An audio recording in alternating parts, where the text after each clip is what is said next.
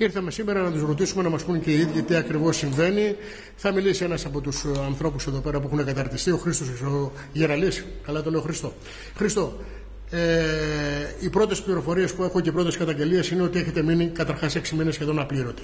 Πες μας και εσύ από τη σκοπιά σας, σαν καταρτιζόμενοι, τι έχει συμβεί με αυτό το πρόγραμμα.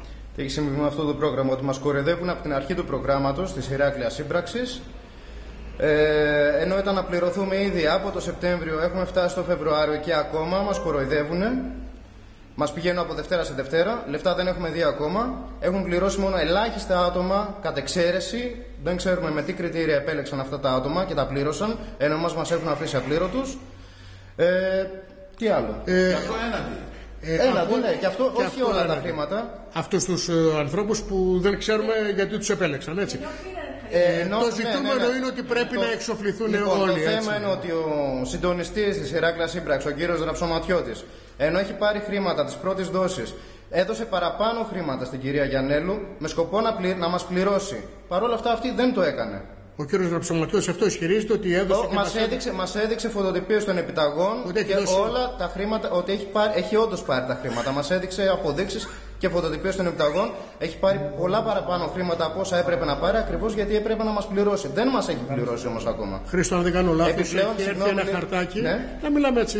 Ναι. Έχει έρθει ένα χαρτί που σας λέει ότι για λόγους ευαισθησίας το ΚΕΚ θα μας πληρώσει με τα λεφτά της πρώτης δόσης και όχι με της δεύτερης, όπως θα έπρεπε κανονικά. Η σύμβαση όμως αυτή βάσει νόμου είναι παράνομη.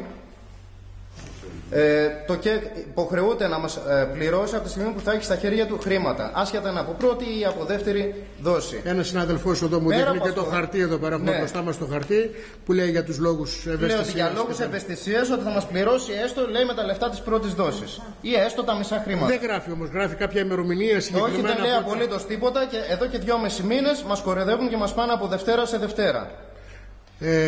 Επίσης, το πρόγραμμα αυτό έχει καθυστερήσει αδικαιολόγητα για προσωπικούς λόγους της κυρίας Γιαννέλου, δεν ξέρουμε, αλλά για προσωπικούς τους λόγους έχει καθυστερήσει τρομερά το όλο πρόγραμμα. Έπρεπε η όλη ιστορία να έχει τελειώσει εδώ και μήνες. Παρ' όλα αυτά, συνεχίζει η ταλαιπωρία μας. Όπως είπα, έχει πάρει παραπάνω χρήματα για να μας πληρώσει, δεν μας έχει πληρώσει. Εσείς έχετε βάλει και από την τσέπη σας χρήματα έχουμε βάλει, ναι, για τις μετακινήσεις. Και για τις μετακινήσεις μας για να ερχόμαστε στα σεμινάρια και για την πρακτική άσκηση.